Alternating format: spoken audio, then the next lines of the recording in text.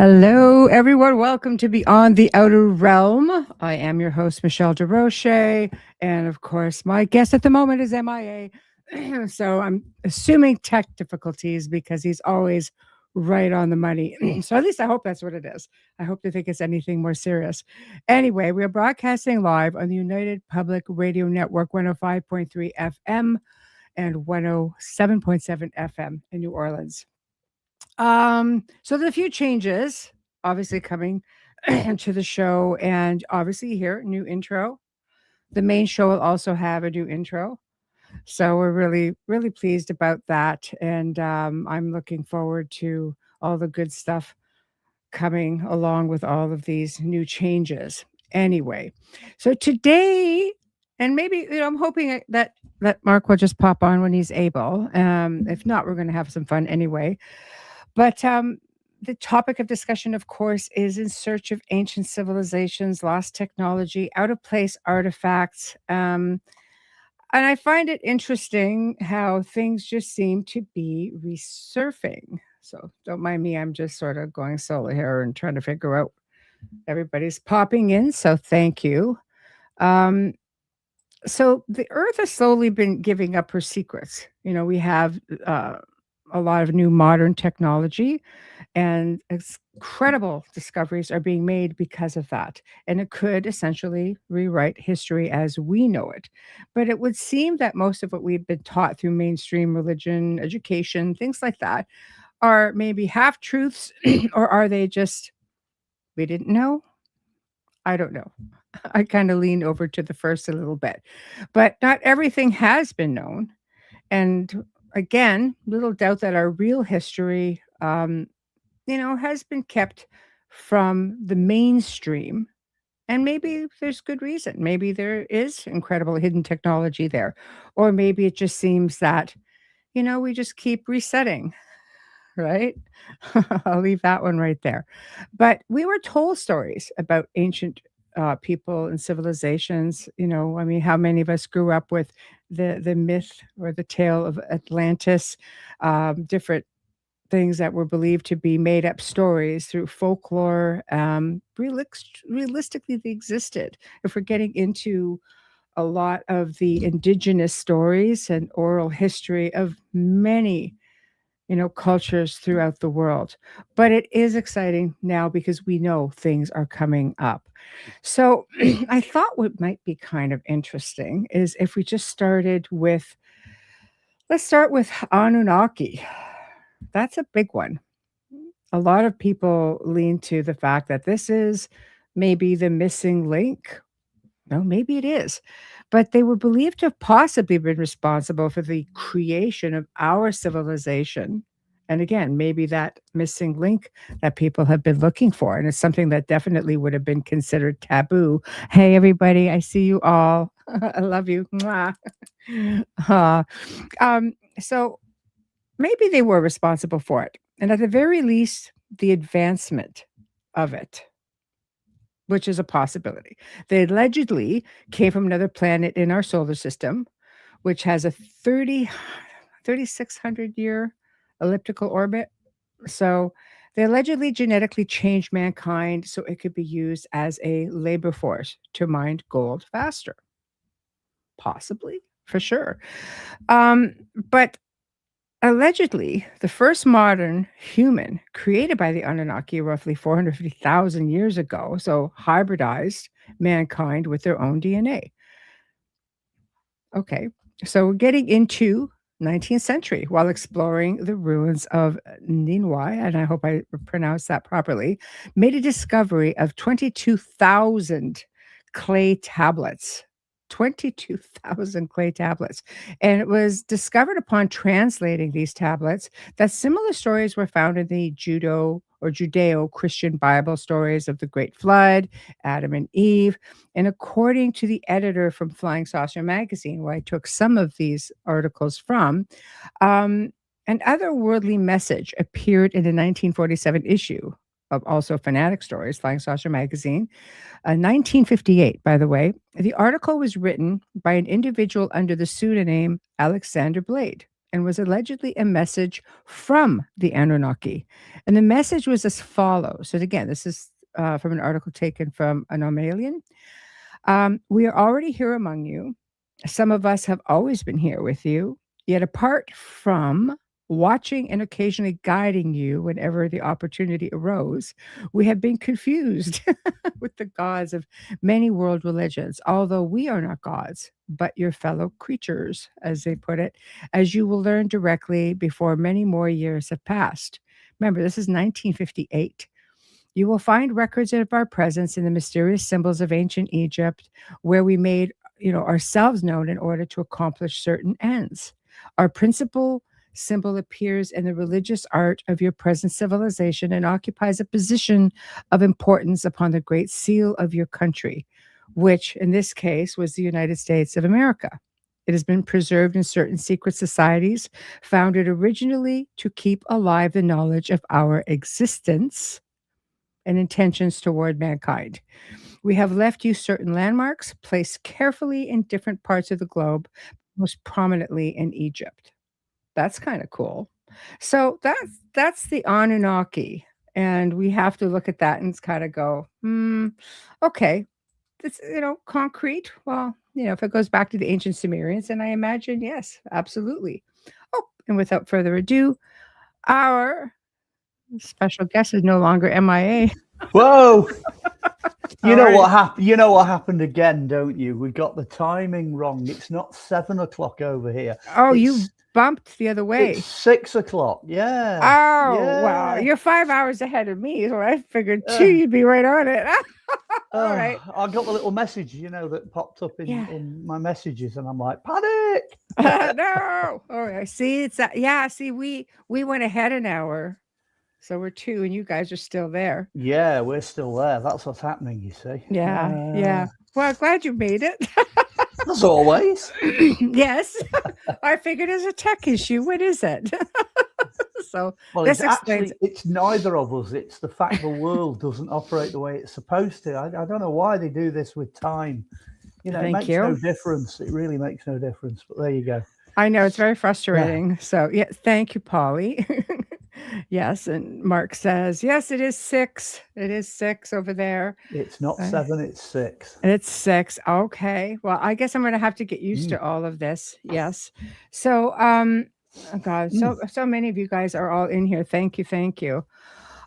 So we were just talking, of course, it's going to be, in search of lost civilizations and technology, out of place artifacts. I started with the Anunnaki because it's just big hypothetical. Is this the missing link? Yeah. I don't know. What are your thoughts? Missing link or just a... Oh, wow, gosh. This is like, let's have a nice relaxed chat and we'll start on the Book of Enoch. You know what I mean? It's like, yeah, we'll just go right in there. Both feet. Yeah, in the deep end. Wow. Gosh, well, I'm a bit late, so I'll be a bit brief. I suppose the short answer is yes. Yes, there is absolutely no reason whatsoever as to why there couldn't be other civilizations, other races, other species, other dimensional beings, one man's, alien grey is another man's angel, that's the world we live in. So, the Book of Enoch, I can see why they didn't put that in the Bible, because it doesn't quite fit some of the other narratives. That's what where I'm going to leave that, really.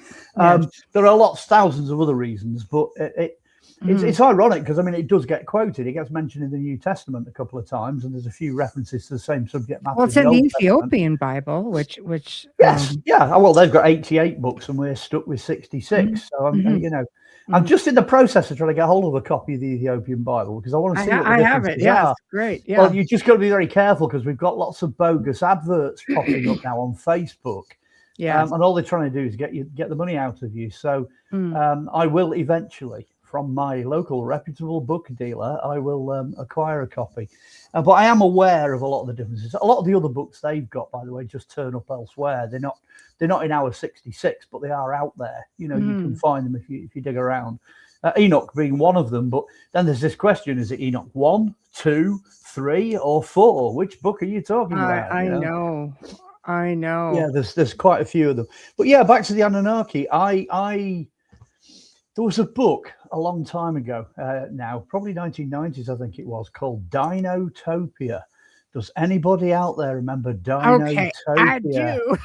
Hey, we have a fan. I do. Well, what that did was it put people and civilization into the context of what would happen if dinosaurs and everything else was all alive at the same time. And people read Dinotopia and they thought, wow, this is absolutely amazing. What an incredible book. We're already at the stage where actually that pales into insignificance compared to what we now know, because there are a million times more different species of animals, plants, people, technology, because you mentioned do parts, I think, when I first came on. Yeah. You know, we're certainly now in a position to look at that kind of past epoch in an entirely different way, you know, totally different way. When I was studying geology, you know, back in the 1970s or whatever, and archaeology, and, you know, it was very straightforward. You know, it was a this is how it goes kind of thing. You know, it was all Victorian and very Darwinian and stuff. And but no, that's not where we are now. You know, we've moved on from that quite a long way. So yeah, like I say, I mean, that was the longest short answer in history. Yeah.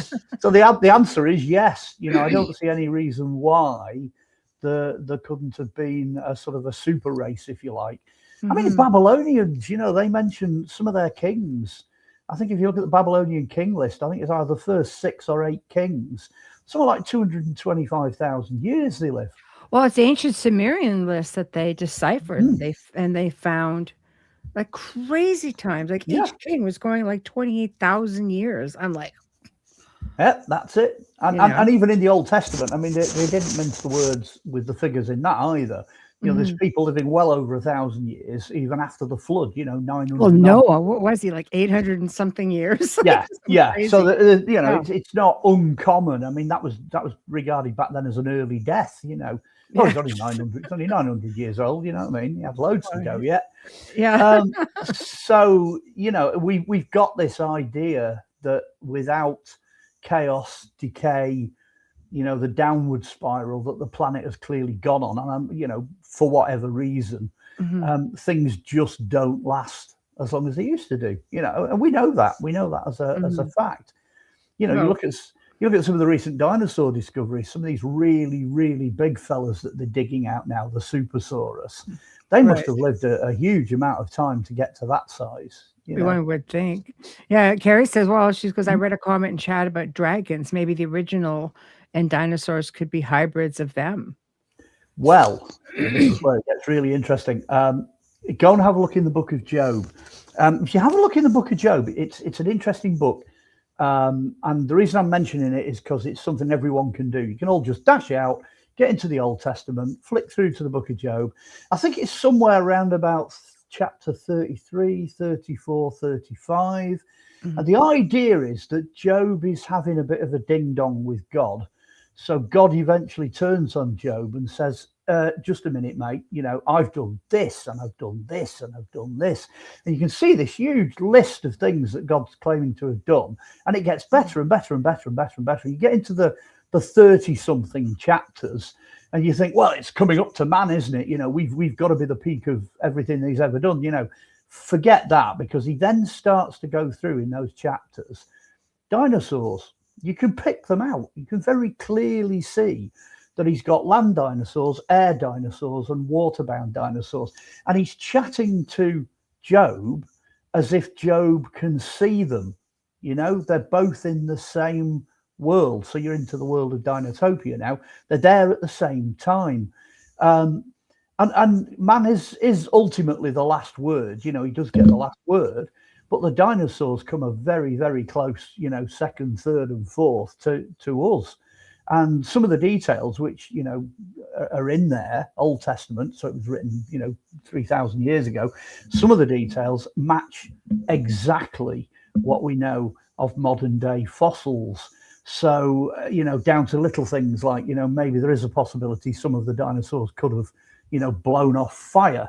because they had gastroliths, which are these flints they picked up like chickens in a gullet. And if they were banging together and you're this enormous, great, walking sack of methane, maybe you could flame off the methane to get rid of it, things like that. So we've got little details, well, maybe they could talk, and make supplications. And, we've got things where the armor is plated, when it talks about the doors of their face. Well, a triceratops has a door. That's what it is. It's two plates. Look at St. George. Well, and again, you get into dragons. Yeah, you get into dragons. China, China's your classic. Well, the UK, Wales. We've got dragons as well. Pendragons, like. Hey, that's a different subject. Don't get me off down there. We'll be here forever. But I don't see a problem with dragons. I don't think they necessarily had to interbreed, etc. What they have discovered, and it's very, very recent, is that dinosaurs did survive the giant cosmic impact that created the Gulf of Mexico, that meteorite impact that caused this, desolate extinction horizon, which everybody knows is in the fossil record. The dinosaurs did actually survive that. So if we did and they did, 2 and 2 for a change actually makes 4. We're there at the same time. I think the other thing people forget is if you start looking at the way, if you reverse continental drift, you start to bring all the continents back together again and they all fit together, you get this supercontinent called Pangaea. Pangaea was massive. It was huge. All the landmass that we've got now floating around on the surface of the planet, if you join all of that up, we as little tiny human beings don't have any idea how big planet Earth is. It's a big place, it's really, really big. So there's no reason on something like Pangaea why you wouldn't have different species in different parts of that continent, which then in turn produce different fossils, different legends, different interactions, etc. I have no problem with that at all. Did the Anunnaki come in from another dimension? Did they teach us like it says in Enoch? Did they give us writing and technology? And it's interesting. Job is an interesting book because it's possibly one of the oldest books in the Bible. It's equivalent in terms of its age, the content, to Genesis. It's pre-flood, it's patriarchal. Enoch is going back again to that post-apocalyptic era that starts the book of Genesis. Genesis, the first verse is, in the beginning where the earth was made and the earth was form and void.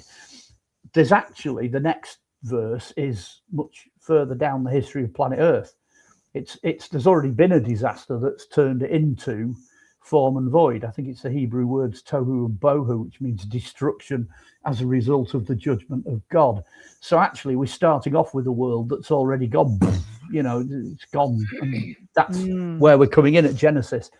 And it's a rebuild story. That's what it is. Genesis is a rebuild story. It's not from scratch. There's stuff already there. You can already tell that from the 6 days of creation. There's material that this thing's already working with to recreate it. So when you get into that dovetails very nicely into the book of Enoch.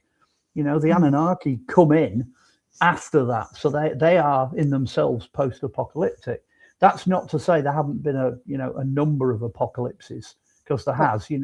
The massive Tunguska event when it blew that huge crater in the middle of Russia, that was a near miss. They thought it was perhaps a comet that didn't actually make contact with the ground. Now, if that had hit the ground, you'd have had another huge extinction event again. So there's been a number of these, over the millennia. Well, we talk about dinosaurs. There are parts of the world, especially down in the Congo, they have dinosaur sightings. I actually had somebody who came on the show a year or two ago, and he wrote a book on it. So I started digging into it, and I'm just like, there are sightings today, and we're not talking tiny little guys running around. We're talking these behemoths. So we have it here, the Loch Ness monster. Is it a plesiosaur? Well, all the descriptions we've had for the last since records began. You go all the way back to the 10th century, you know, when Saint whatever his name was came face to face with it, you know. We've had 1,000 years of accounts of that thing being out there. And Loch Ness is 3.5 miles deep. That's like, you know what I mean? You could hide the Empire State Building in there about 4 times over. You know what I mean? It's huge. They keep saying that Loch can't sustain anything that big. And I'm thinking, well, I don't know. Well, if there's only one family of plesiosaurs living in something that's 3 miles deep and, you know, goodness knows how many miles, you know, the width of Scotland long, and if there's stuff coming in, which occasionally does from the ocean, you know, if it leaches in, then the jury's out on that one, you know. I mean, if you think about it, Titanic was 2 miles or 2.5 miles deep, and they couldn't get to it.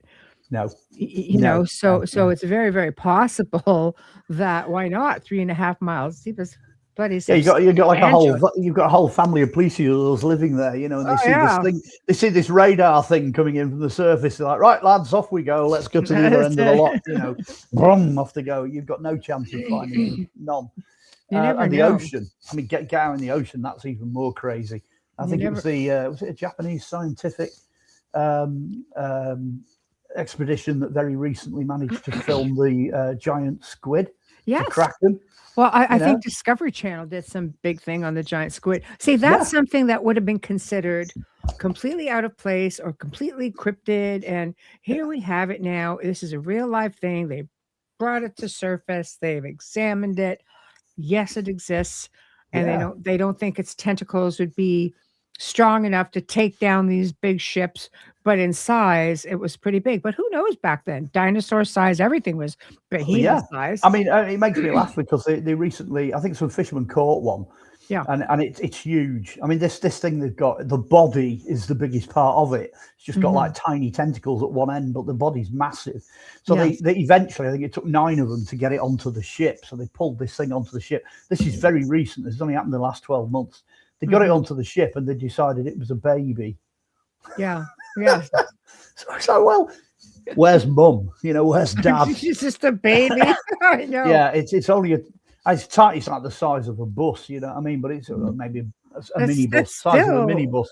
But you know, it's huge. Well, they'll tell you that octopus is alien. It's not even from here. Well, that's the other thing as well. We're learning a lot about these octopus, aren't we? Or octopi, however you want to call them. I know. They've got 8 brains and they can do things we can't do. So, you know. Okay. Incredible.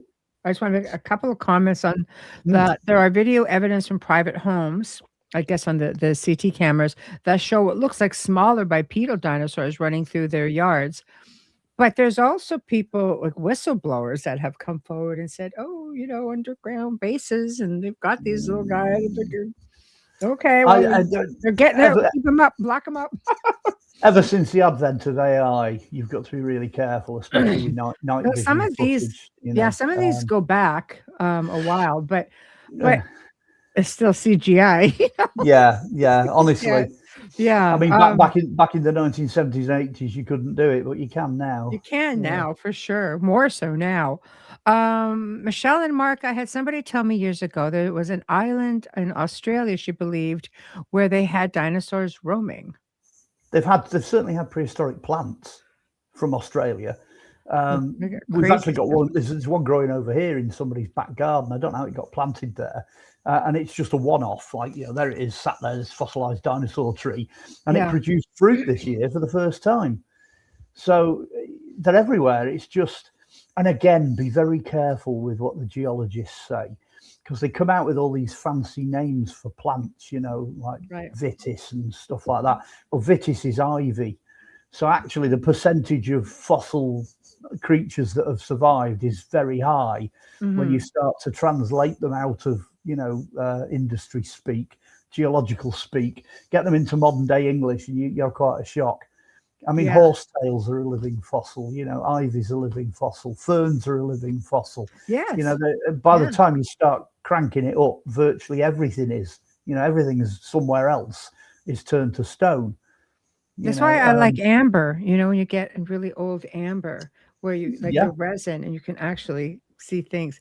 Well, mind that's how Jurassic Park started too. Well, yeah, you can't get DNA out of amber, which is more the pity. But they've had some amazing things. I mean, they've had frogs, they've had lizards, they've had what they believe to be a dinosaur's tail, because it's like a reptilian tail with feathers. They've had all sorts of stuff out of amber. Yes. Well, we got another one here. Yeah, she says, did anyone see the picture of the anaconda found in World War II by the military? It was lunging at the helicopter in the Congo, and the estimate size was 75. Not the condo, in Congo. Okay. The estimated size was 75 to 100 feet long, and the head was about 3 feet wide. I think that should say Congo. Congo. The helicopter in the Congo is what I'm thinking. Congo, yeah, it's in the jungle.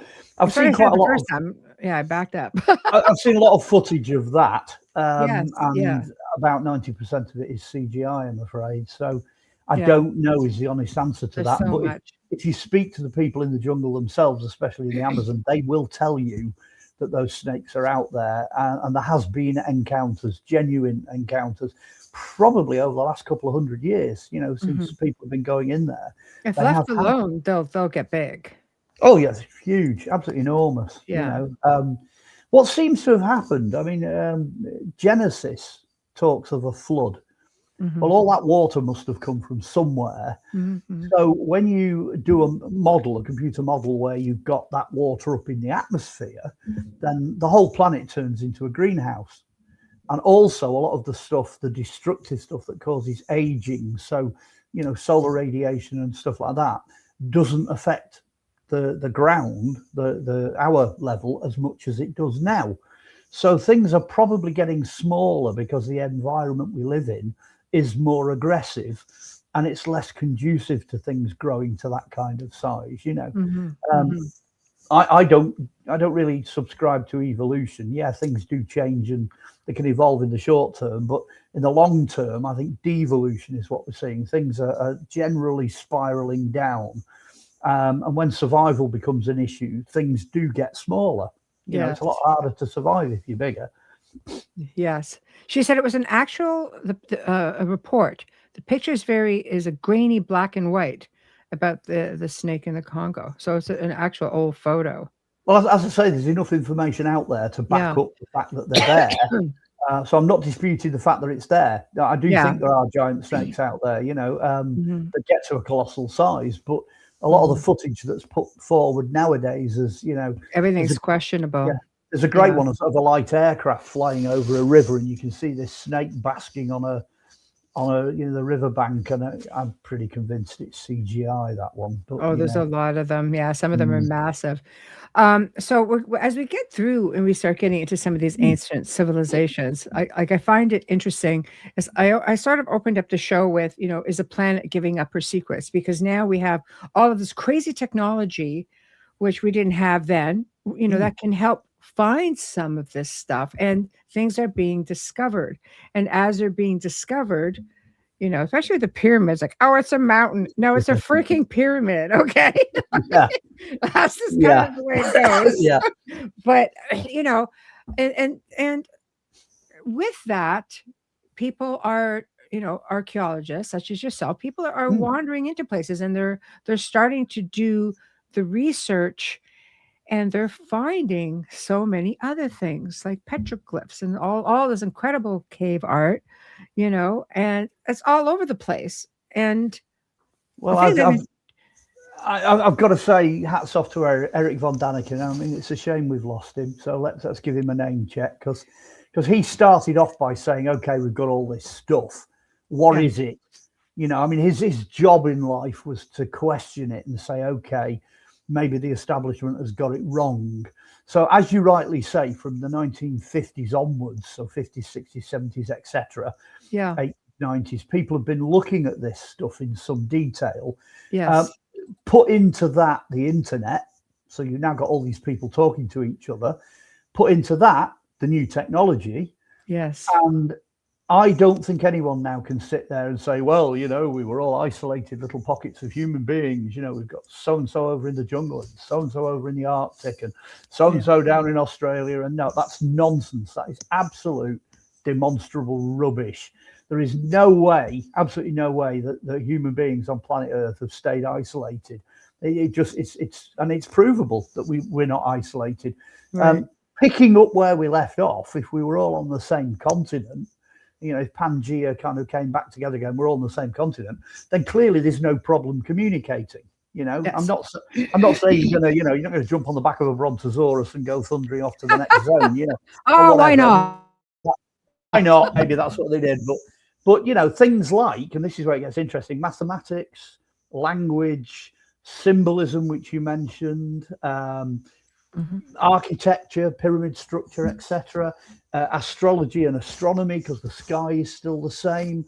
Anything that involves elements, so everything from face makeup through to paint, everything that people were making, anything they could do to enrich and enliven their civilization, their life at that time, they talk to each other, So then you get this parts which has popped up, where you've got stuff like jewelry, human skulls, screws, all sorts of stuff turning up in coal. Coal is supposed to be carboniferous. It's supposed to be from that particular epoch, but then again, you've got fossilized trees that go straight up through the strata because they weren't flattened by the flood or whatever, the meteorite strike. They go up through thousands of years of strata, but they're vertical, so that blows the whole thing completely out of the water.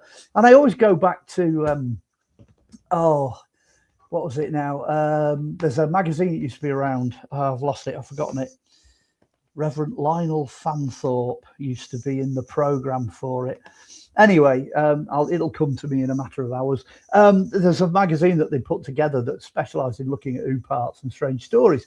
And there's this fantastic story from France where there's these guys in a coal mine, and they're surface mining. So, they're blowing stuff up using dynamite.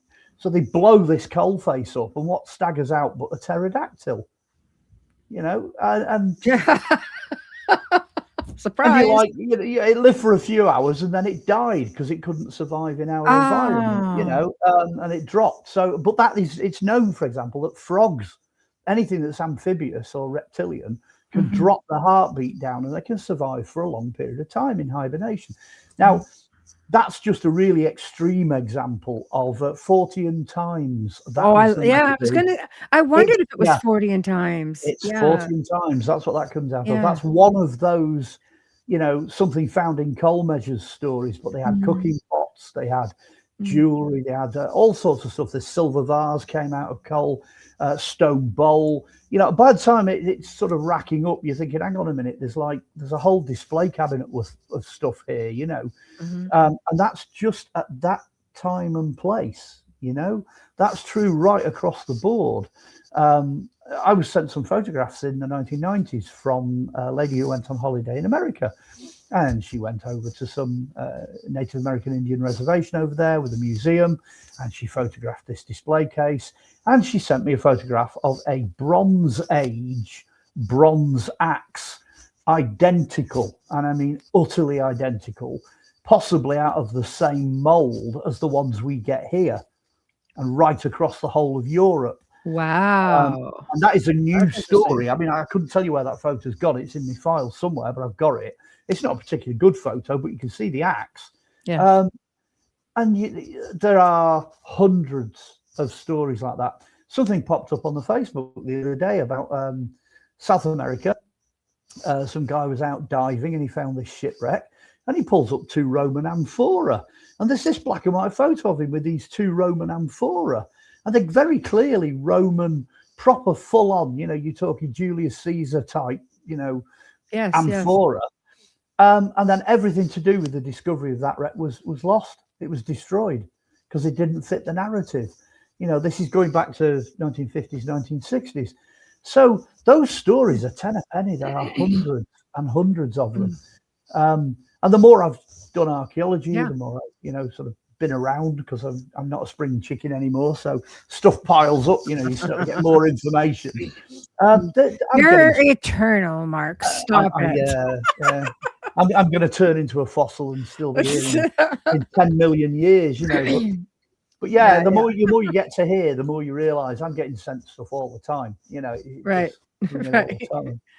But you know what? Though there's, I love all of the ancient history. It just shows that there's so much is there. I've, you know, recently been entrusted with a collection, and I can't really say a whole lot about it, but you know, it's all from this side of the world, of course, but all kinds of different artifacts, and I just look at it, and I love to just look at the craftsmanship of just like somebody made this with their hands, and you know, like the arrowheads and one is in obsidian.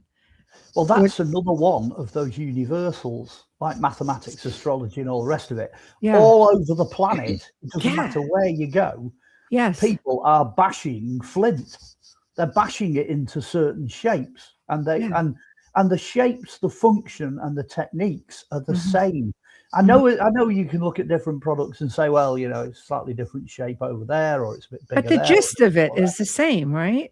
Yeah, somebody somewhere actually picked up a rock, looked at it, and thought, do you know what? I can make an arrowhead out of that. Yeah. Next minute, everybody's doing it. You know, literally, and I mean literally, everybody's doing it. Stone technology is everywhere. It's incredible.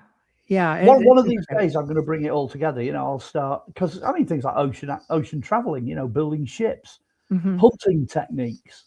You know, it's all how do you produce clothing out of dead animals? You know, the material that you generate and stuff like that. This is basic sort of post Ice Age survival stuff. But they're now saying, well, hang on a minute, the Neanderthals are doing it. They had clothes, tools, burial practices, fire. You know. Okay, well, that's two species doing it. Next minute, you've got, you know, a building. The oldest building in the world is made of timber, and it's in Africa, and it's being made by something like, you know, Australopithecus. And you're like, well, hang on a minute, whoa, you know, that's an entirely different ball game, because you're over 1 million years ago, you know, but everyone's doing it. They're all doing the same thing. It doesn't matter where you are. So, you know, maybe the techniques of communicating on a global level were different, and maybe the geography was different, but the end result is exactly the same. You know, everybody's doing it. Yeah. It's all fascinating when you're looking at you know, this is how the progression was supposed to happen. Then you throw in this whole Atlantis thing. It's like, okay, wait a minute. This technology, it's like it just goes it's total. Well, I've no doubt I've upset people, because when I do the UFO interviews and stuff like that, I think these guys in these ships have conquered time and space. So all this idea of they're aliens from another planet, you know, they're coming back from the future or whatever, which causes all kinds of problems, paradox, what have you. I actually think they are the closest thing we've got to Atlanteans. They're coming from the distant past. They don't care what time and period they're in or how much distance they have to travel. They vanish from wherever they are and they reappear where they want to be. But fundamentally, they still look the same as us. You know, one head, two eyes, two arms, two legs, a body. You know, they're configured for survival in our realm, our dimension, our planet. So what happens if that was the level of technology back at the very beginning, you know, before Noah? I mean, Noah and what have you, he had 3,000 years to develop the ark. We've only been developing technology now about 2,000 years. So he was 1,000 years ahead of us. Well, what happens if you go back even further? What happens if, you know, your local king who's sat in his palace down the road has been there 28,000 years? You know, what's he managed to work out? Yeah, this is where we're at, you know. And then Book of Enoch, again, these guys are coming down from somewhere or in from another dimension. They're arriving. What happens if they are the same things that we're now seeing in flying saucers? What happens if they're the Greys? And they come from even further back? You know, what's going on there? You know, when you think in terms of that kind of time travel, you know, the Einsteins, the Teslas, the Hawkings, they would have all understood that, because time is not linear.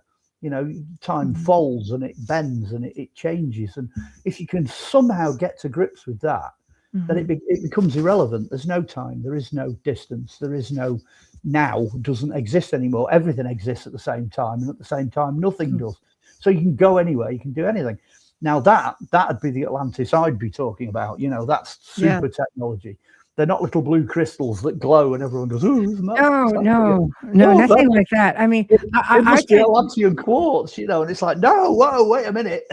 Well, I tend to think if that's the case, that some remain behind, because you know how Edgar Cayce used to do all these crazy readings to help people sometimes with phobias, or you know, he could tap into all this stuff, and tapping into Atlantis, like he was, I think he wrote a whole book on it because he was able to tap into it and finding people that had past lives as Atlanteans, saying this is why you fear this or this. So somebody didn't get back on the ship. Well, I think the problem we're struggling with is the fact that some bright spark came up with the translation that gave us the name Atlantis. You know what I mean? Somebody went, oh, I'll tell you what, we'll brand it. Let's call it Atlantis, you know. Right. Plato must be turning in his grave and soul on his granddad and all the little Egyptian priests that, you know, had records and knew what the place was actually called, you know. They'll all be turning in the grave, because as soon as you get rid of that, as soon as you sort of go, right, that's it, let's move Atlantis out of the way as a label, then all the rest of it makes perfect sense. I don't struggle with the rest of it. I don't have a problem with the rest of it. You know, I mean, Solon, when he went to speak to the Egyptian priests, which is where the story comes from, the priests actually insulted him. They laughed at him. They said, you Greeks, you think you're so intelligent, you know, you've been around 7,000 years and you think you know everything about everything. They said our youngest records we've got here in the library are 12,500 years old, you know, at which point, of course, you're now back in 750 BC. So that's not just 12,500 years ago now. That's like nearly 16,000 years ago. That's a long time ago. And that's when they start and then they go backwards, you know. Honestly, we've lost so much of that, you know, this decay process. You know, give me like a couple of hours in the library at Alexandria and I'd be in the element, you know. but here's another question with that, because they know there's a lost library, well, an ancient library in Tibet. They know there's one in Romania. Let's talk about the Vatican, which is, by the way, has just been completely sealed off. And let's talk about all the, like you and I have talked about so many times, the private libraries throughout the world. Like what information is there? Well, obviously they've got stuff that we don't know about. I mean, that's a no-brainer. That's fairly obvious. I love Tibetans. Tibetans are ace. They've got 88,000 scrolls, you know, that come falling out of the wall. So what do they decide to do? They're like, right, I'll tell you what we'll do. We'll digitize the whole lot and the world can have them. So at some point, probably miles past our time, you know, in the future, those 88,000 scrolls, which, by the way, go back maybe 3,000 or 4,000 years, they will be available. Okay. There's a similar process. There's a similar process happening with the papyri that's coming out of Oxyrhynchus in Egypt.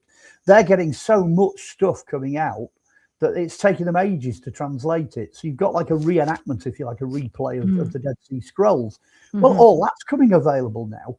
And that was stuff starting at about 400 AD and going backwards. So all that's coming out. They're now scanning a library. I think there's 70 scrolls or 77 scrolls from Pompeii. They've got the burnt scrolls and they can use AI now to read them. So, you know, we've got stuff coming up that is so exciting, really exciting stuff, which hopefully we'll be able to see. But the Vatican, I always say this about the Vatican. Well, they just sealed those like in the last week. I know why, because they've got 3.5 miles of Dexian shelving and about 3 or 4 guys who are the librarians there, and no index. They don't know where anything is. You know, no, I know. I read that. They said it's sealed off to researchers and to everybody right now. Well, yeah, because it's the first time in like 450 years. Well, it'll be 450 years. Nobody could find a damn thing in there anyway because it's a right mess.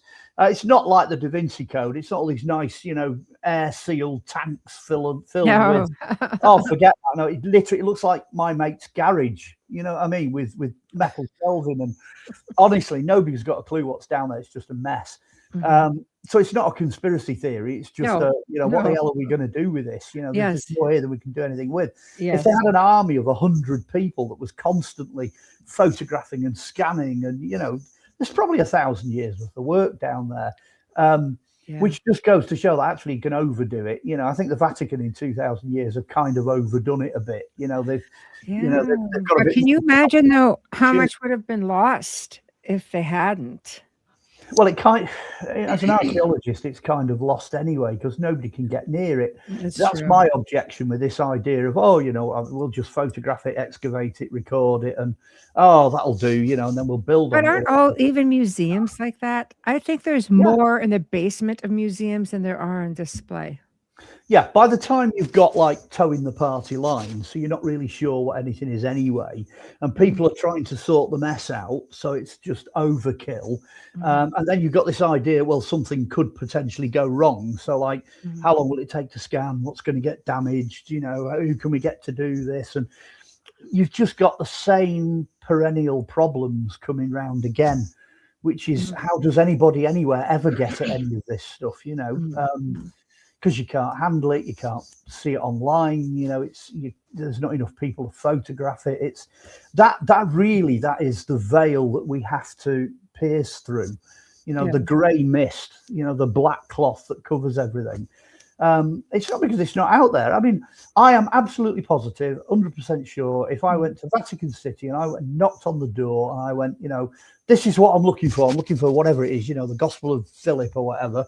They would go, right, that's on, shelf number 1240, line 3, box 10, whatever. They'd know where it was. And chances are, if they did, they would probably let me have a look at it.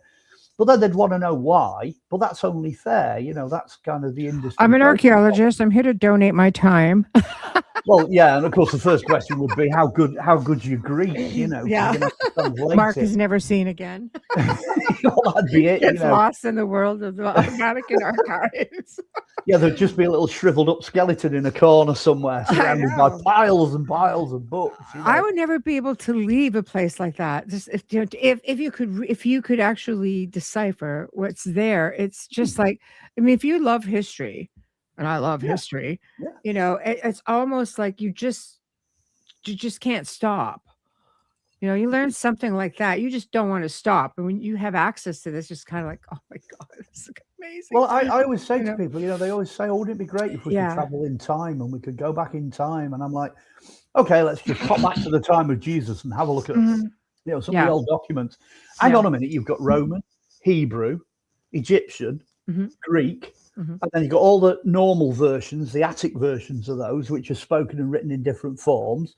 Then you've got the regional dialects. Then you've got the formal stuff that the Romans and the Greeks wrote in the formal language as well. And hang on a minute, you're only talking about, this is one guy who lives in Jerusalem I'm talking about now. And he's got to know how to deal with probably 12, 13, 14, 15 different languages and probably can't read hieroglyphs. And you're like, hang on a minute. So all of a sudden you go, there you are, you're in Jerusalem and it's whatever it is, 30 AD. And you can't understand anybody. You can't read anything. It's gobbledygook. And then goodness knows how much more that they were doing back then, like differences in handwriting. And, some people put the vowels in and some people don't, and it's honestly, it's just as bad. 2,000 years ago, it's just as bad then as it is now. And that would only be in one city. Because the Persians are coming in, the Iranians are coming in, there's all these different cultures are coming in. Cuneiform, would be there. So you'd be like, hang on a minute, well, you've got exactly the same problem in the Vatican Library, Let's go and have a look at one of the shelves in the Vatican Library. You'd just be, I do not have the capacity to deal with this, Yeah, but there's so much. I mean, like I'll make mention of this. What about the lost continent of Greater Adria, which was discovered apparently, 2019, something like that, believed to be a section of the continental crust, roughly the size of Greenland, separated from North America over 200 million years ago, plunged under the Earth's mantle under southern Europe. It was somewhat visible as a string of islands with large coral reefs, tropical seas, who knew, up there, sediment rocks made up mountain belts, parts of Europe. And the only part of this continent that now remains is a strip which runs from Turin via the Adriatic Sea to the heel of the boot, which forms Italy. Yeah, basically, yeah. But that is a good example of what's going on all over the world. So Atlantis is your starting point, because then you've got Pangaea, you've got Mu, you've got all these Lemuria, you've got all these others, and then you've also got this problem which you outlined there, where the Earth's crust vanishes, it disappears under itself. So you've got all of this stuff then is getting, as it were, melted back down again and put back into the planet. So I know. I mean, I make light of it, just get all the continents and float them all back and join them all up. But there are gaps, there are bits that are missing, because in the space since the impact, I think it was whatever it was, 16 and a half millennia ago. I can't remember when it was. Anyway, that impact in the Gulf of Mexico, that really starts everything going. But the whole of the landmass that hit was vaporized. So even when you put everything back together again, you've still got this big hole in the middle, where it hit. So we're never going to get a complete picture of all of it. But then, there are bits, that are just below the surface. There's stuff's coming up, especially on Google. I mean, if you get on Google Earth and you go looking at the sea instead of the land, there's bits of stuff popping up all over the place, off the coast of Africa, off the coast of South America. All sorts. The islands, clearly they weren't always islands, like I say, tons of water has come down from the sky. So that's raised, overall, it's raised the whole sea level to where it is now. But that was in a single event, so you have all your floods. There's 88 different flood stories from every single continent on planet Earth. So it was a huge cataclysm, tidal waves 3.5 miles high, that just wiped out huge areas. And we're living in the fallout. That's where we are now. I mean, one of the best continents to be discovered in recent years is under the South Pole. It's under Antarctica, because the Americans went down there with advanced technology, radar and what have you, decided to have a look what was there if the ice wasn't. And lo and behold, they get this prehistoric continent, with valleys and mountains. Incredible. And it's still there. And like you say, it was, and a few pyramids and other bits and bobs, but it was tropical. What's going on there? Yes, exactly. Well, I mean, just the fact that, the Nazis found it. Yes. Right. And you talk about Admiral Byrd. I mean, there's so much there. Do you think, because we're talking about, lost technologies as well, do you think that there's lost technology there? Is it coincidental? I don't believe in coincidence. I'm just going to say it. But is it coincidental that, just about every important country or nation on the planet all have their little stakes in and around on this continent? It's an interesting one, that. I'm about 50-50 with that, because on the one hand, we've got perhaps the only place on Earth that we haven't screwed up. We're not responsible for obliterating the whole of Antarctica yet. We as a species, we've done so much damage. So I think the ecological argument stands up. I think the idea of trying to keep as many people out of there as possible, I think that on an ecological basis, I think that's a good argument. But as you rightly say, on the other hand, every man and his dog has got a finger in there. There's something going on. Clearly Antarctica has a lot more to it than we're led to believe. They found hieroglyphs like Mayan and Egyptian. So, I mean, it is that center point, from the south. I guess you would be able to access it back in the day. The latest Piri Reis map. Well, yeah, the one I've heard recently actually could feed into that, because the Piri Reis comes from earlier information. So the earlier information shows on the bottom of that Antarctica with no ice. But I think the last thing that they found in Antarctica was Viking runes, which is the same period as the maps that went into producing the Piri Reis map would have been. Yes, exactly. So it ties up. It ties up. So is there lost technology? Well, it depends if Atlantis, I mean, what we're suggesting, it might have been the first to go, during cataclysm. I'm sure there were islands all over the place that did, for example, but could they have come through or was Atlantis? Why do we always say Atlantis is one place? Maybe they spread out. Maybe they were everywhere. which is Well, why there's so many similarities. It's worth defining where we're going to put Atlantis. And I think we can put Atlantis after the big flood. So you've got this massive impact, boom, you know what I mean? All the continents start floating, everything goes down. You end up with ice ages breaking out all over the place. But then as the ice age begins to come to a close and it retreats, that's, I think, when Atlantis goes down. Something happens, you know, the last bit, if you like, of eruptions and, you know, continental drift and volcanoes moving, and then down goes Atlantis. And that really is what then scatters everything that we're now finding on all these different continents. That's where the last hub of technology, I think, was you know, centered. So like you say, hidden technology, lost technology, all that sort of thing. So what we're talking about really, Atlantis is the beginning of our time. You know, we're here now. This is us. We're not talking about what was around, you know, back in dinosaur times or back in the book of Job or Genesis. We're not going back that far. What we are dealing with is what has survived of Atlantis going down. So in that sense, I think, yes, I think that's where a lot of what we're seeing, our technologies, our languages, our buildings, you know, these guys with stretched heads that you appear on all the continents, you know, that's a species that only died out 500 years ago, the Paracas. You know, that's where they're all coming from. They all have an epicenter, if you like, somewhere in the area of Atlantis. So it's worth putting that in. It's worth saying, I think Atlantis is significant to everybody that's alive today, because it is us. You know, it's the beginning of what we've got now. But that's not to say that there weren't lots of Atlantises. Well, you know, I have to wonder, because people are like, no, Bimini, Bermuda Triangle, the Azores, the Mediterranean. They were looking at the, what do they call it? The Eye of the Sahara, right? The Richat structure. Yeah. The Richat structure. Yeah. So, I mean, they have similarities everywhere. And a lot of people truly believe, no, because they did scatter. There's traces of them in Egypt. There's traces of them in Lemuria, or there were in Lemuria.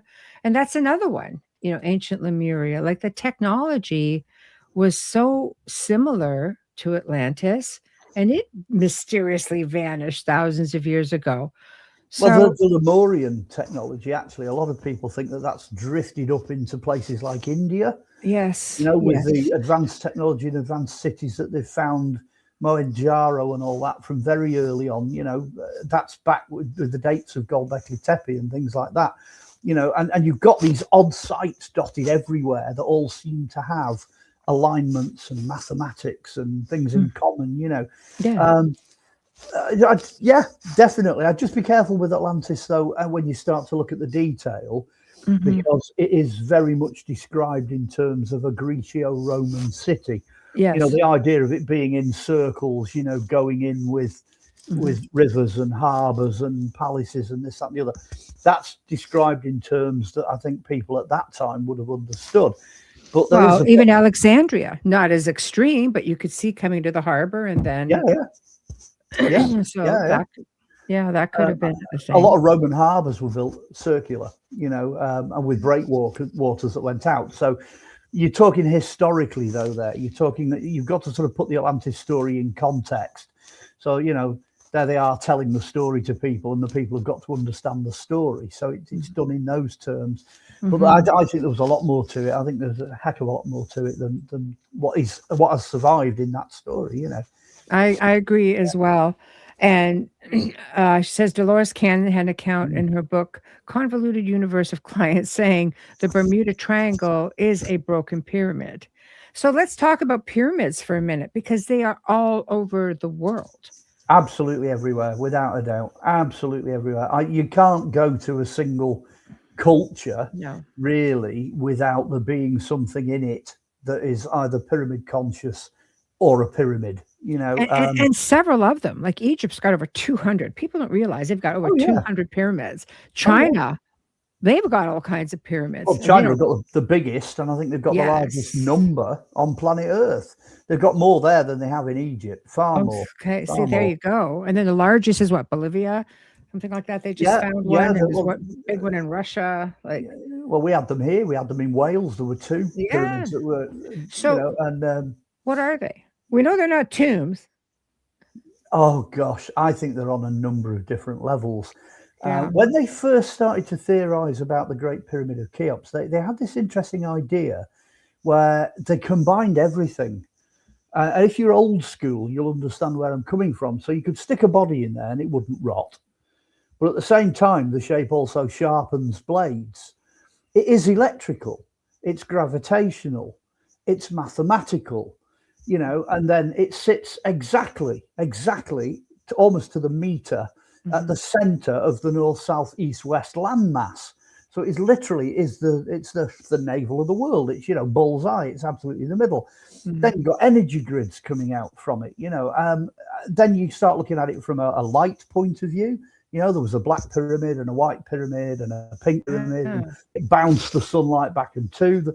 Then hydraulically, there was water around it, so it would reflect into the waters of the Nile, which has gone. I mean, archaeologically, we know there was a canal all the way around it, and the Nile came almost completely up to the pyramid. So you start looking at all these different things, and it's not a case of, oh, well, I've just written a book about, you know, how it sharpens knife blades. That's Tesla was all about it. Does anybody exactly? But that's only one aspect of it. Yeah. I mean, back in the day, I remember entire books where each chapter just did one aspect of what the pyramid was capable of doing, which then, by definition, that's what super technology is. You know, and then aside from the fact that we still haven't got the foggiest idea how they built it, you know, forget all sand ramps, nonsense, you know. You can't build a sand ramp in the desert because it'll just go, you know, you've had it. You can't put like 3-ton blocks up a sand ramp. It just doesn't work. So once you've got that out of the way, you've then got this, you know, did they use levitation, electrical magnetic means? Is it cement that has gone dry to look like stone? Did they float the blocks up? You know, what's going on? Plus the fact we don't see them the way they were because the outer casing has all gone. You know, it's disappeared. Like the Pyramid of Cheops was covered in hieroglyphs. You know, limestone and it was white. Yeah, I think the Cheops one was white. Well, it shows you. Did the water come up? Well, who knows? Gold Ben stone on the top. I mean, I've been to the Sphinx and I've been down that. Oh yeah, me too. And it's definitely water damaged. You know, there is water damage there. Well, the last time it rained in that part of the Sahara was 10,500 BC. That's 12,500 years ago. So, you know, funny that. Back in the days of Atlantis again. By the magic number. You know, So, but I don't think there's an easy answer. I don't think you can go along and just go, well, I know exactly what that is. I don't think it's that simple, you know, and the structure isn't simple either. No, but when you look at the discovery that they're at least not so much, I think it's an old discovery that they're just coming and bringing to the surface for us wee folk, you know, of everything, everything that's under the pyramid right now that they're talking about. We know there's all kinds under all of these structures, including the Sphinx, and there was a whole temple structure. It was massive. So what do you make of that? What do you think? Well, it goes in two directions. Again, I wish there was just one answer, but there seldom is. I think one direction, without a doubt, the whole of the Giza Plateau is a complete honeycomb. It's a rabbit warren. You know, there are chambers and, you know, all sorts of things below ground, some of which we know about and some of which we don't know about. So I do not have a problem with that at all. But this idea of using this kind of super technology to X-ray the ground starts to look more like geology. You know, they're saying, oh, you've got, you know, 3.5 miles of chambers going down, goodness knows how far, and, you know, it's sucking up the energy from the planet and all this kind of, and I'm looking at it and I'm just thinking, no, what it's telling me is that they just knew where to put the pyramid. They had a really good handle on what was going on below the ground back then, and they knew exactly where to put it. And they parked it where electrically and geologically it was the most significant position to put it. So I'm not saying that what they've got on that radar, I'm not saying it's, you know, just a load of nonsense that somebody's made up, but I'm not sure about the conclusions. I think there's more to it. I don't think there are, I don't think there's like 3.5 miles of chambers down there, but there are chambers. They're just not what they're picking up on that radar. They don't conform to that. And there's another new chamber inside the pyramid somewhere, and we're not sure where all the shafts go, and we don't know what the chambers underneath it are for. And, you know, it's another one of those. But all these drawings of like columns and hauled voids and all. It doesn't do because it even Saqqara, I mean, they've just found an entire complex under there. When I was there, I mean, they had a couple of places that you could still go down into, because I went way down in something. Yeah, I think I did as well at Saqqara. Yeah, it was like 100 steps or something. It was something I was more impressed actually with Saqqara than I think I was with the pyramids on the Giza Plateau. Yeah, the bent pyramid at Dashur as well. That's a really strange thing if you go and visit that. That's the bent one. Is that the bent pyramid? Yeah, the one that kind of where they were going to build it as really tall, and then they realized it would all collapse because of the weight. They were getting it right. They were just working their way. So oh, can't do that, lads. We'll just so, this is what we're going. Yeah, it's all fascinating. But when you look at some of the pyramids in the other parts of the world, that they're better constructed. Well, and yet one of the ancient wonders of the world is the Great Pyramid, and it's just like there are some that are bigger. There are some that are just exact. I think the footprint of the Great Pyramid, I think you can get, it's ridiculous. I think the one in Siam in China, I think you can get 9 of them, in the footprint of the one in China. And in China, they're not talking about, oh, we don't know what this is for and all that. They're saying, look, it's the burial chamber of the first king of the Chinese dynasties. But then they start talking about, we can't go in there because it's booby trapped. There's a river of mercury. There's crossbows set up to shoot. That sounds like the last emperor, right? As well. That's what basically, that's what they're saying. But it's for real. They have X-rayed it. They've done it archaeologically. And they know what's in it. And they just don't want to open it because they're not prepared for it. They don't have, the technology, the protection, the preservation, but that one particular pyramid absolutely blows the Pyramid of Cheops away. So what's under the rest of them? I have to ask, I mean, my thoughts are essentially, obviously, if they all came from ancient, like a whole other race of people, maybe we just don't understand or we're not properly aging them, Well, and I wonder if they were all here, they would withstand the flood. They would withstand all of that. And were they here from a culture long before? Were they power sources that just sort of all somehow, connected even through the ether? And this is what's left. This is why they're looked at as remnants. And of course, you have your rulers that come in, or your cultures building around them. You reclaim everything. You reuse everything. How many old buildings that you see that were used from older buildings? How many places, especially in Europe and in England, where you just keep building on top of everything? Well, if you go with the old way of looking at things, which is nobody spoke to anybody and everybody's isolated, then all of a sudden you've got a problem. But if you go with the new way of looking at it, which is actually that isn't true, everybody talked to everybody, everybody could go everywhere and do everything, then all of a sudden it makes sense. There's mercury in a pyramid in China and there's mercury under a pyramid in South America. Yes. I mean, that's no coincidence. No. And some of it is so specific, the alignment, the arrangement, the stars that they're emulating, the theology behind it, the religion, etc. Exactly. It's the same people. You can tell. There's images of Babylonians that match South Americans, that match Egyptians, and it only takes like 10 minutes to Google this, and you'll see it. It's all over the internet. You can see the similarities, which again speaks of people talking to each other. They've communicated. There's flipping hieroglyphs on a rock in Australia. They're everywhere. They're all over the place. So clearly people are communicating and talking to each other. That having been said, if you kind of piece it back together, though, I mean, if you look at the big picture and you start looking at what's out there, it does point directly to there being some kind of a super race. There has to be somebody that has it all before it fragments. There has to be somebody out there that's got it. Oh, yeah, loads of questions. Well, people are just putting up comments and they're having their own discussion. You know, it's explained to me different sizes have different functions. I believe they were built to withstand a great flood. Absolutely. There's a grid all over the planet. Each of these connecting points line up where these pyramids are located. Very possible. Yeah, yeah. There's a Russian scientist that came up with that one. Yeah. It's like this grid pattern that goes all the way across the globe. Yeah. But why not? Points. You know, yeah, why not? Well, I mean, so a super race, definitely, you know, dimensional, interdimensional, multidimensional, however we want to look at it. There are just because of the fact that we didn't go from here, Neanderthal, we didn't go from here to here in such a short period of time without the assistance somewhere. Yeah, somewhere at the beginning. Yeah. Somebody had to have.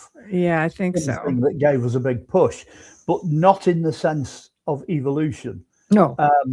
Because at the moment, technology, I wrote that book on crystal skulls and human heads, and I think there were 9 different species of human beings that were known. By the time that was published and it came out for sale on the internet, there were 27 different species.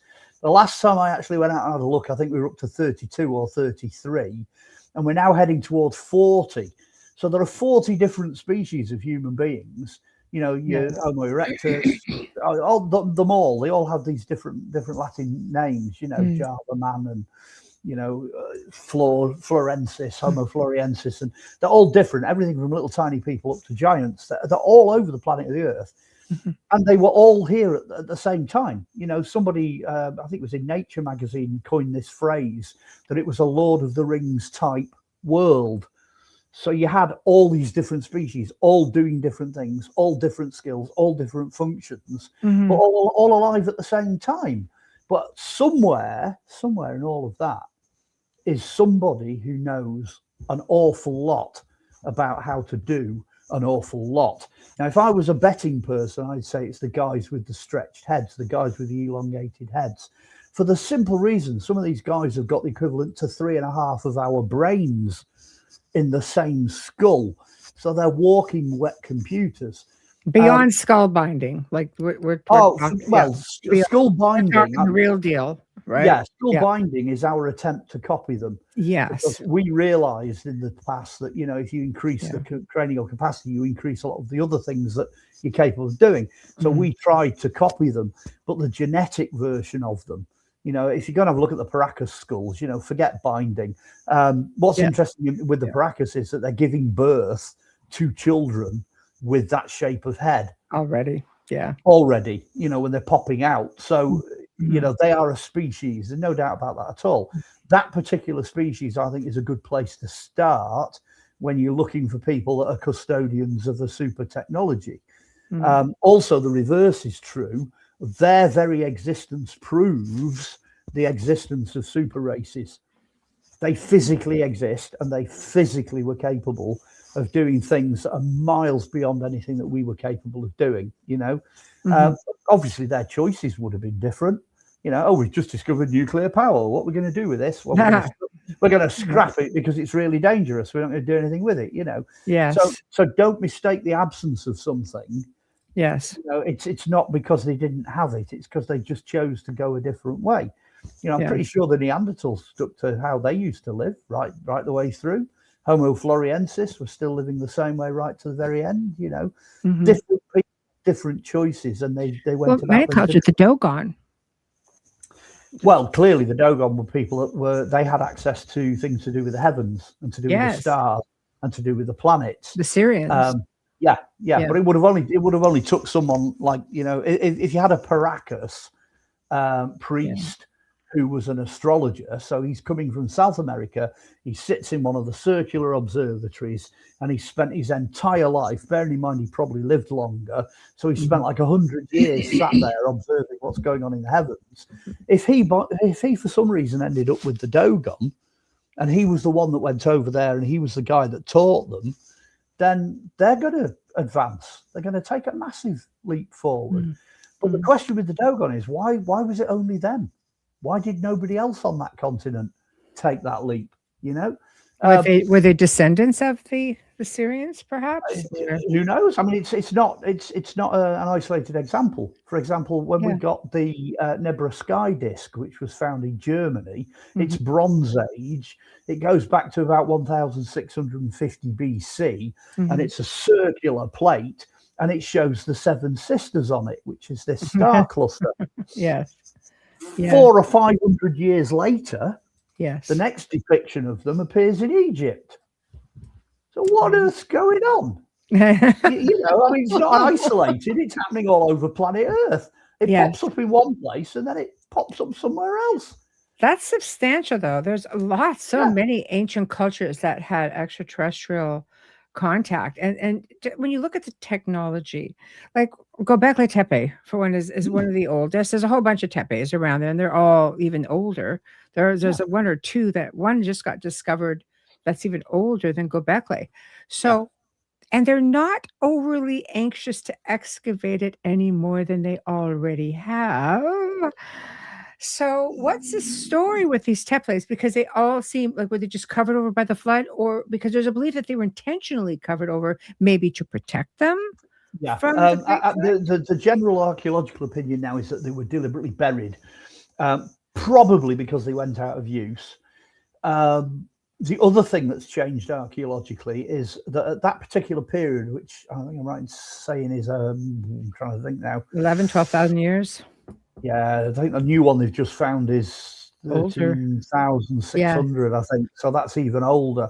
So what you're talking about there is, you're talking archaeologically, you're talking about farming communities and nomads. You know, that's where we're at. Yes. But then all of a sudden, we've discovered that these farming communities and nomads were capable of building a temple. So what's happened now is, it means that you don't have to have a city, you don't have to have a settled community to build a decent temple with that temple-based technology. And that's what's caused the archaeologists' heads to explode, because you're now in this position where it's not cut and dried anymore. You know, people who you thought were only capable of throwing harpoons at were very advanced. Yeah, it turns out are capable of building temples. You know, it's the same guys. That's the big change. Also, at that particular point, I mean, we said about Egypt, you know, last time it rained was 10,500. It's that magic number again. So you might be looking here at something that's post-flood, you know, because the Noah's flood is sitting somewhere around about the 13,000 BC level. So it's survivors, you know, they've come out of the flood period. They're farming the socks off because it's the only way they can survive. You know, there isn't enough, you know, things on legs that they can go and hunt. You know, they can't do the hunting thing. You know, it's difficult. So they are, you know, the hunter-gatherers are now becoming farmers, and they're in that transitional period. But they're also building temples. So it's this huge melting pot. You know, we're not like running around like Ice Age hunters killing woolly mammoths with flint spears and wearing skins. No, it's quite advanced. You're right on the turning point. You know, you're right on the turning point. Half the community are going off hunting. The other half are farming. You know, they're setting the basis for things like the Babylonians and the Sumerians, etc. They're forming the basis of that society. So they're creating super society, but very clearly capable of building temples, you know, and as you said, very deliberately. I think they don't want to dig the rest of them up because they don't want to do any more damage. They've had to rebuild parts of Göbekli Tepe to make it stable. Once you dig something out the ground, you know, which brings me to this.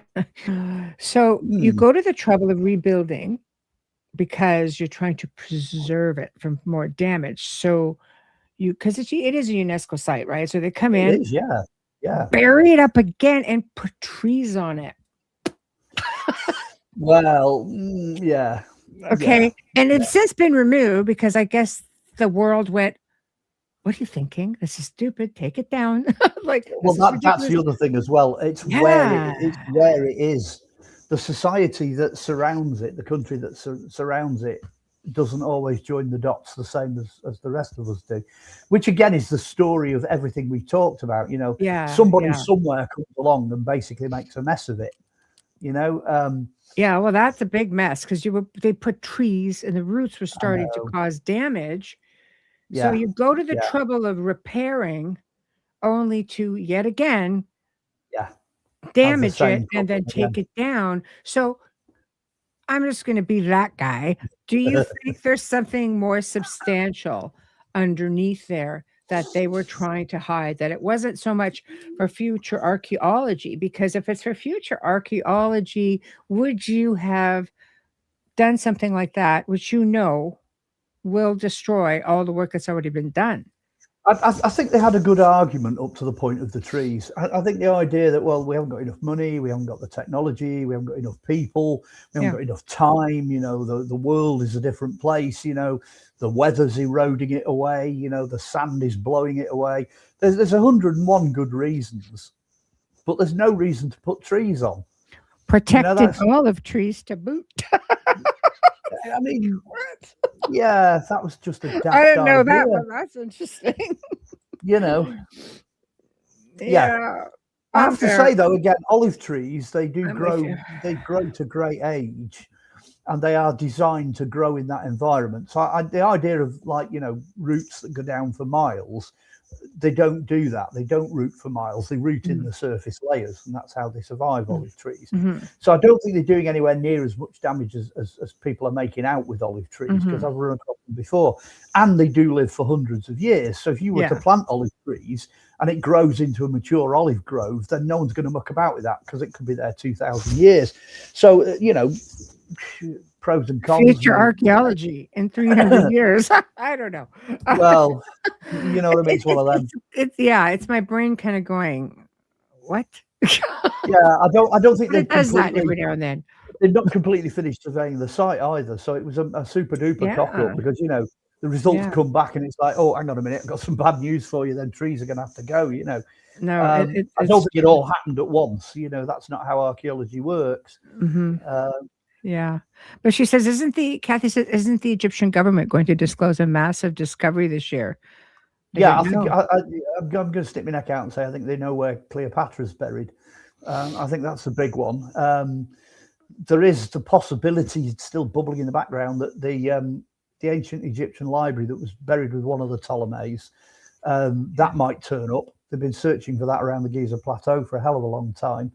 They were looking for it when I was there in 2005. So, you know, there's always going to be something going on. But I think it's going to be Greek era, and it's going to be possibly going into Roman, and it's the tomb of, or the potential location of Alexander or Cleopatra. Cleopatra, I think. Because the Ptolemies were the last ones. She was the last of her kind. Well, Alexander the Great was founded buried all that. Well, he was buried in Alexandria, because they knew where his tomb was. Isn't that where she is, though? Alexandria as well? Well, this is the argument. Is Alexander the Great still in Alexandria? Or when Alexandria fell, when it was destroyed, did they move his body? And if they did move his body, did he end up back with Cleopatra? And if that's the case, where's Cleopatra? You know, so see what I mean? I think Zioas, that's one that I think he wants to do before he retires. I think he wants to get to the bottom of that. So yes. I'm betting on that. It's kind of funky. So do you want to take a few minutes to look at out of place artifacts? I brought this up just because we got a little bit of a late start. So I always look also at the let me get rid of this. At the not this one. Just Uniform on a mobile phone. I know. Hello, is that Xerxes? Are you at home today? Yeah, but it's got weird markings on it. This is an actual photo. I look at the cement that Rome did. That's got to be crazy. Cement as a technology too, by the way. They have not been able to figure that out. If you mix volcanic ash with it, then it gets stronger when it interacts with salt water. How the hell would you know that? Right? Who came up with that chemical formula? You know, exactly. Oh, the Antikythera mechanism. This is the big one. This is the one that everybody talks about when you think out of place artifacts. Yeah. Right. So found in a shipwreck. That's the closest thing you're going to get to what was in the library at Alexandria. That is the closest you're ever going to get to Greek super technology. Wow. And what makes me laugh, I mean, you can do the search for this because I'm sure it's online now. They always assumed that it was this weird, box of gears that would tell you where things were, and it functioned like a bit like a clock. And then when they actually x-rayed it just blew the mind because it's covered in writing. Most people don't realize that it's got all of this Greek writing on all of the different cogs and gears and everything. And they were absolutely right. It's a machine that you could crank the side of the box and it would move planets so that they match the heavens. And the bit that always blows my mind is there's just one cog in the middle of all of these bits that has a tooth that's kind of missing a bit. It's all equal teeth, and one of them is a bit dodgy. And of course, everybody's like, they made a mistake there. They must have slipped, when they were making the cog, and they slipped and took the tooth off. No, that missing tooth predicts the Earth's wobble. Wow. It corrects the machine for the Earth's wobble. So it's the nearest thing to perfection you're ever going to get in terms of watchmaking, and it dates from, I think it's about 260 AD. But there's a lot of stuff in legend. There's a lot of machines like that. There's a lot that's recorded in legend about the Greeks in terms of what they were able to produce, and that proves it. It proves it. Yeah, definitely a lot more advanced than we think. They were more advanced than anything in this time. This apparently is an out-of-place artifact, the Maine penny in America. The Norwegian silver coin dated to the reign of Olaf, Kjær, King of Norway. I don't look at that so much as an out-of-place artifact. I don't, because I mean, we knew that they were out on South America 850. Oh, yeah, they're all over the place, Yeah, so I'm just looking at some that are kind of like, okay. So I've never heard of this one, the Tamil bell, a piece of bronze bell inscribed with Tamil script found in 1836. Where it gets weird, there was no known trade between the Maori and the Asia prior to European contact. There's no explanation. That's one of the Australian new parts, that one. That's from New Zealand. So that's going the other way rather than coming towards where we are. Yeah. It's stuff going from India, but it's going in the other direction down towards the islands, Polynesia and that sort of area. But there's more than that. There's a lot more stuff down there than just that. Yeah. That's gone there from that continent, that area. You get stuff floating them up from the old continent of Lemuria and Milia. You can find a heck of a lot more. Okay, I don't look at this as being overly either. When I look at an out of place, the Shroud of Turin. Well, I mean, is it out of place? I have not looked at this list, by the way. I just thought we would do it together. So we know now so much stuff has been done to the Turin shroud, I think, is exactly what it says on the tin. I think it's a 1st century Roman burial shroud with a photographic image that's been flashed onto it by some kind of, I won't use the word miraculous, but by some kind of an event that's caused that image to be recorded. Well, that's what they're saying. The mystery here is there was no known method for creating the negative image, which has been conclusively identified. The best one of the lot is when they put that into a computer, and the computer was capable of blowing it into 3D. Yeah. So there's a great 3D image out there of that. So like I say, I think that one actually, it's not so much an new part. It does what it says on the tin. It's not an out of place object. Yeah. Although it is, because they didn't have photography 2,000 years ago, No, so see, so there we go. The best one on the Turin shroud, the latest one on the shroud, is that the BBC commissioned a study of the samples that the Vatican took in the 1970s, and one of the new tests was to test one of the bloodstains, and it's known that Jesus claimed to be the Son of God by miraculous means. Therefore, he was born of Mary, but he wasn't born of Joseph. He wasn't born of his father. So they analysed the blood samples, and sure enough, instead of it being XY, which is mum and dad, the sample comes back as XX, both X's matching what you would expect for Mary. So he was, in fact, miraculously born in that sense. Yes. But there's a tribe living in Jerusalem, a native tribe of inhabitants that still have that same blood type. I think it's something like the Druze, one of the Middle Eastern offshoots, which is exactly what you would expect for Mary. And I thought, this is going to make headlines. This will be everywhere. It's the BBC, Well, it was well over a year ago, and nobody's talking about it. So, Yeah, that. All right, the Baghdad battery. Hey, that's back to Eric von Daniken again, because he made one. And it just disappeared. I don't know about the battery, because when you say it, again, what they don't tell you about the Baghdad battery is when they were excavated, there wasn't one of them. What happened was they were in rows. So they had rows of these in banks of about 500 in a block of these batteries. So you get one of these batteries, and it's about the same as a Duracell battery. It'll give you about 3.5 volts. You get one of these banks of batteries, you join them all together and fire them up. That's enough to blow your socks off. You know what I'm saying? They generated some seriously high voltage electricity. Amps and volts coming off these blocks were colossal. Huge. And that's what they don't tell you. And presumably the rest of them are still buried. They're somewhere out there, near Baghdad. They're out there. So interesting, because apparently the one they had went missing. Well, that doesn't surprise me. Wow. There's a lot of reconstructions out there. Yeah, missing. Well, again, all these banks of batteries which were recorded at the find site, trying to get any records of them is nigh on impossible.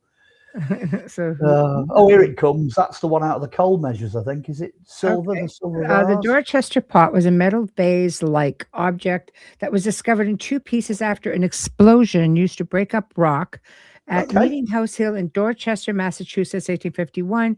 To some theorists, it's an ancient artifact. It's evidence that conventional models of geology or the length of the human presence on Earth are wrong. The truth. Actually, there might be two of them, because I think the one from the coal measures has a longer neck. Oh, okay. Yeah. Archaeologists have said it's identified as a Victorian era candlestick or a pipe holder. So we don't know, but we can always go. There are no photographs. Okay. I don't know what this is. A corroded nail people apparently found encased in solid rock. The stone itself was quarried from Kingoody Quarry in Scotland, and the artifact's history was officially reported for the advancements of science, but how it got there is still a mystery. There's no photographs of it. There's been a few objects found in stone. The famous one's the hammer. There's a hammer. I've got that one. Hold on. That'll be in there somewhere, I'm sure. No, it's here. It's here. I've got to get. There we go. Yeah, we go. We could be here all night with these. I just saw all the ones go. Millions of years old. Well, I knew I saw it in there at one point. The hammer. That's the famous trapped in stone one. Yeah, this is the picture that advertised this article, so I knew it was there. Well, yeah, encased in minerals that were millions of years old. Well, as a geologist, there's a story which I was aware of that happened in the 1990s. Over here, the geologists here, we tend to keep an eye on what's going on off Iceland, because Iceland as a continent is volcanic. So every now and again, you get something going boom, you know what I mean, and something starts to form. So there was an expedition, I think it was 1997. They went out to watch this island that was starting to form off the coast of Iceland. And what happened was, in the space of a week, hang on. Sorry. Oh, bless you. Oh, dearie me. Sorry about that. That's all right. That's in the space of a week, they saw like 100,000 years of geology. And it just appeared, because the Earth was just moving like the clappers. It was moving at an enormously fast rate, forming this island. So that then again leads you to think, well, maybe some of these objects and the geology associated with them is not as old as we think it is. The famous one is Over here, we've got caves. We have lots of caves everywhere in limestone. And what happens in limestone caves is that the water comes in through the roof and it makes these cascades and stalagmites and stalactites and all this, that, and the other. And you'll get these geologists coming in going, well, clearly that stalagmite is, 260,000 years old, because it's been here and all that. Anyway, we get exactly the same kind of stalactites forming under motorway bridges from cement. So you're like, hang on a minute, what's going on? That's only been there since 1976, and it's got a 6-inch stalactite coming underneath it. That's not millions of years old. So why is the one in the cave millions of years old when the one under the motorway bridge isn't? So again, I don't preconceived ideas, Victorian ways of working things out. I don't think we've got a handle on it. I don't think we know completely what's going on all the time.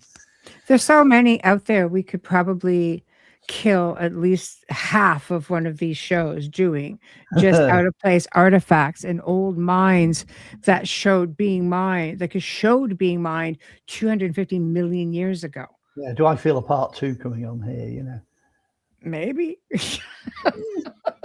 There's so much. How brave do you feel? I'm as brave as you're gonna get, man. No, I love it though. I love it because we're not the first kick at the can. That's 100%. To think that there were, how many cycles of humanity has there been on this planet? Well, it's like when I had my DNA done for the TV series I did. They tested the DNA and they went, oh yeah, you've got this such and such a DNA. You've got a really old type of DNA. It probably goes back about 50,000 years. Straight away, I'm thinking, okay, I'm walking around and I am carrying enough DNA to prove that my human generations of my family have survived about 50,000 years. That's an enormous amount of time. It is. That's ridiculous. So if you can do that from a strand of DNA, what's going on in the rest of the world? That's the question. What other things are out there? Yeah. And how old are some of these other things? How far back do they go? And what's there to tell us about the mysteries of the past? That's a big one. I mean, you can go way back. They're starting to find even in the Americas, it goes back so far, but then you're realizing that there are structures. I always go back to the Stonehenge type structure that's under Lake Michigan. Yeah. That's northern United States. That's underwater. That wasn't underwater, and it's right next to this huge boulder with a petroglyph of a mastodon. Well, you've got those woolly mammoth, those footprints. What was the footprints that they came up with? That was in 22,500 BC.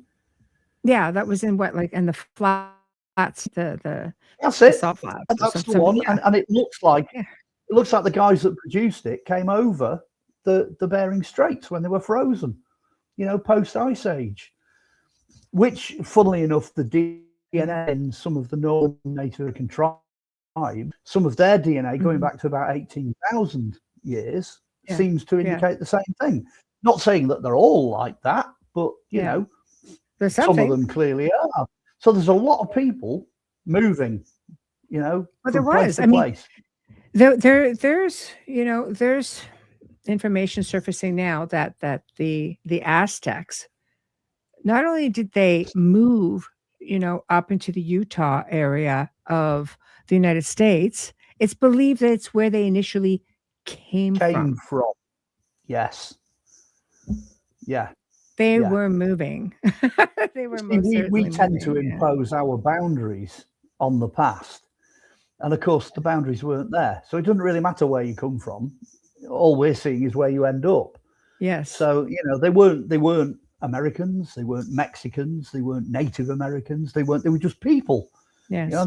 They didn't know that someone was going to draw a line on a map in about, 3,000 years' time. They just moved. Exactly. And that's what the past was like, Nomads, right? Yeah. I mean, this is happening all over the world. I enjoyed our conversation as always.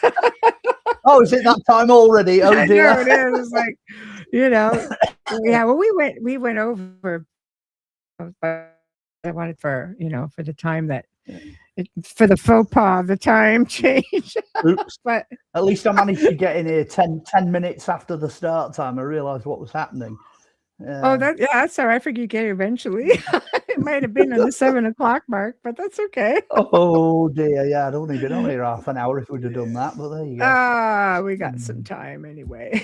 Somebody on after me for a little bit, at least as of right now. So, but I'm looking forward already to the next one, because I believe the next one we're talking about is, let me go find you.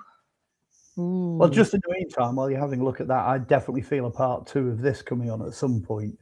So when we've got 3 dates further down the year, I can make some changes. Well, it depends. What was the next one going to be, and we'll see where that. What was that? All right, we'll talk about that, and we'll see. Okay, it's all juicy. Oh yeah, all juicy. But anyway, thank you for joining me, and you guys, thank you for being in the chat room. You're always a whole lot of fun.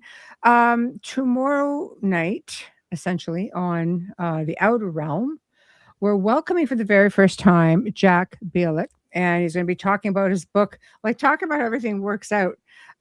Lost in Time, Our Forgotten and Vanishing Knowledge. So I know the information will leave you in awe, because some of the things I was seeing on there was just like, holy crud, you want to talk advanced civilizations? It's mind-blowing.